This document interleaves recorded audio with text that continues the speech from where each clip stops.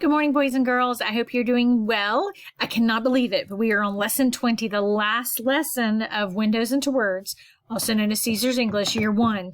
This is the last set of 5 Chunky Monkey nerd words. After today, you will have learned 50 stems and 50 Chunky Monkey nerd words. And the gift of these words and these stems that were chosen is that they help you understand so many other words. There's lots of research about why we study Greek and Latin roots in school, and it's because of the impact. If you learn this one word, it can connect and help you figure out so many other things. So I'm so excited to share these last words with you. Get out your green folders and be ready to go. Boys and girls, your first word today is genial, and genial is spelled with a G, genial, G-E-N-I-A-L. And genial is an adjective that means kind. The word is genial. Say genial. Genial. Very good. Genial is an adjective, so it's something we use to describe kind. It means kind, so typically we would use it to describe a person. So its word cousin is genially. It's an ad in that case because of the ly, we know it's an adverb. And in Peter Pan, James M. Barrie described Mr. Smee, who we have over here, sweet old Mr. Smee, as an oddly genial man, right? He's an oddly genial man. He was so sweet and kind, even though he worked for the ever so grumpy Captain Hook, right? Genial. All right, and our next word, boys and girls, is stolid. It's another adjective, and stolid means unemotional. That is very important. That's why I made it red right there. Stolid is an adjective that means unemotional, meaning you're showing no emotion, right? So, and its word cousin is stolidly, which obviously is an adverb. I know my smarty smarters know that. And in Tom Sawyer, Mark Twain wrote and adopted the poor creature, dropped to his knees before the stolid murderer. Right? So this was in Tom Sawyer, a murderer who just showed no emotion. They just killed somebody and they showed no emotion. Right? Stolid, it doesn't have to be a bad thing like you're a murderer. It just can be that maybe you took the news and you just stayed very serious. No one could tell how you were receiving the information. You were stolid.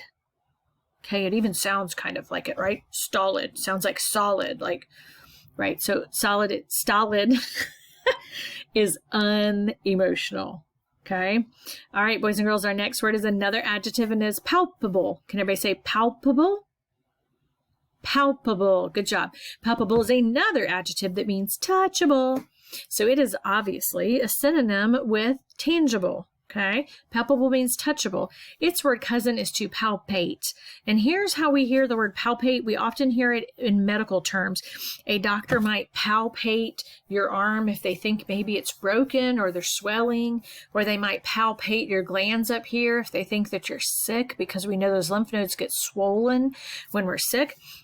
So doctors do a lot of palpating, and that is word cousins with our word palpable, meaning it's touchable, right? And so that's one of the things that doctors use to help diagnose patients. So palpable, we think of things as being touchable, but just like before when we talked about the word tangible, oftentimes really brilliant writers will use palpable or tangible to describe things that ironically are not actually touchable.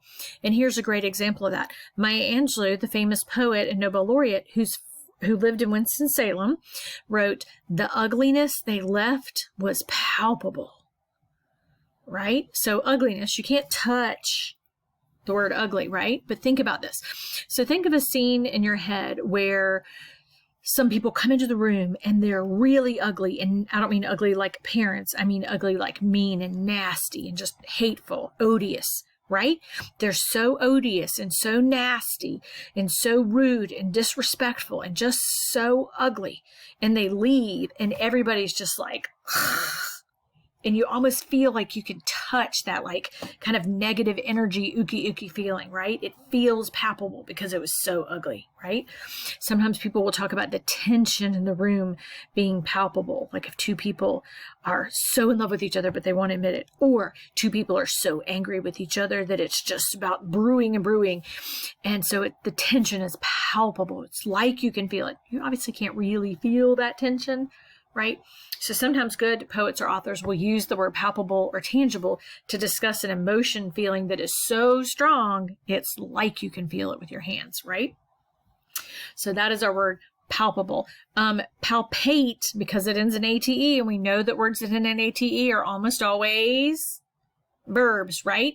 And when a doctor palpates your lymph nodes, they are touching them. It's something they do. So palpate is a verb. Okay. Our next word, boys and girls, is austere. And austere is an adjective. It's a way we describe something, and typically it's often used to describe like a room or a place. And austere means bare, B-A-R-E, not bare, B-E-A-R, but B-A-R-E, meaning like empty or plain, right? So its cousin is austerely. And in The Secret Garden, Frances Hutchinson Burnett wrote, "I told you he was a charmer," said Colin austerely, right? So he just said it. I told you he was a charmer. No big emotion one way or another, just bare, pretty austere. You can also describe a room at the end of the school year. Once we have to take all the fun stuff out of the classroom, the room is very austere. Most doctor's offices rooms are often austere. They don't have a lot of extra stuff in there for people to touch because they don't want to spread germs, right? A prison cell is very austere, right? Nothing in there but a mattress. The walls are normally just gray or white, and there's just like a metal toilet, sometimes a sink, sometimes not. There's just not a lot of hold to it. It's very bare. It's austere. Okay, so it kind of has this negative connotation to it. It doesn't feel real warm and fuzzy, right? All right, our last word, boys and girls, is furtive. Everybody say furtive. Furtive. And furtive is an adjective, and it means stealthy or sneaky, or, Miss Boone's favorite word, surreptitious, right? To do something real stealthy. You're trying to sneak into it quietly. Its word cousin is furtively. And so furtive means you're trying to be like a ninja. You're trying to be real sneaky, right? Stealthy, surreptitious, where you're not noticed. Okay. And Lord of the Flies, William Golding, you'll read this book in middle school most likely, wrote, became less of a hunter than a furtive thing, ape-like among the trees. And he's describing one of the boys in this story that becomes less of a human hunter and more, and he's so furtive, he's so stealthy, he's so sneaky that he almost becomes animal-like with his instincts and ability to just slink away into the trees. Guess what? You have learned 50 Chunky Monkey Nerd words. And remember, boys and girls, words are power. When you are able to use a word, or when you hear a word and you know what it means, that gives you power. That gives you understanding. If people use words and you don't know what they mean, then that makes an extra challenge for you, an extra hurdle that you have to figure out. Can you do it? Yes. But if you know the word, then that's one less hurdle you have to conquer. So kudos to you, boys and girls. I'm so proud of you and your amazing vocabulary that you have conquered this year. And I just can't wait to see to watch you grow. Next year, you're going to come by and give me big hugs, and you're going to use all these Chunky Monkey Nerd words.